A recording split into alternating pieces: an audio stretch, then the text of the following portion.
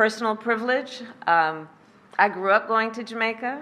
My family, half of my family is from St. Anne Parish in Jamaica, and she was always of Indian heritage, and she was only promoting Indian heritage. I didn't know she was black until a number of years ago when she happened to turn black. And let's talk about her roots in Jamaica as she runs for president. The topic of her being or not being black is in question, and the first response is her dad is from Jamaica. Of course, he's black. But do you think he's black based on Jamaica's classism as a descendant of a big slave owner? That family has had money for a long time, then Jamaica people with money separate themselves from the blacks. The racial hierarchy talking down to the people at the bottom.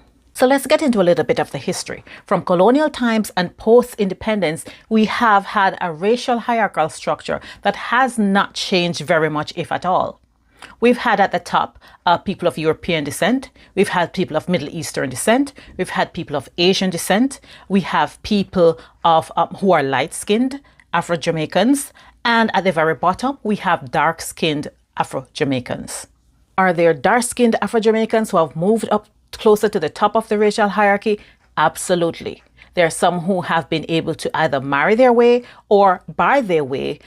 People of color who were a result of miscegenation or sexual relationships between people of African and European descent faced the challenge of readjusting in the midst of distinct color lines on the island. They faced particular challenges in the areas of politics, marriage and family, and child education. During slavery, white slave owners fathered numerous children with black slaves, and generations of children of mixed-race heritage were the result. White observers tried to subdivide these people of color into various categories. Mulattoes were 1/2 black and 1/2 white. Sambos were black and mulatto 3/4 black and 1/4 white. Quadroons were the offspring of whites and mulattoes 3/4 white and 1/4 black. Mestis were the offspring of whites and quadroons 1/8 black. After the Mestis, few could perceive a color distinction because it is unlikely that one could detect black characteristics if an individual had less than 1/8 African ancestry. Observers also believed that one could detect the differences between the various subdivisions of people of color based on particular qualities. In addition to physical appearance,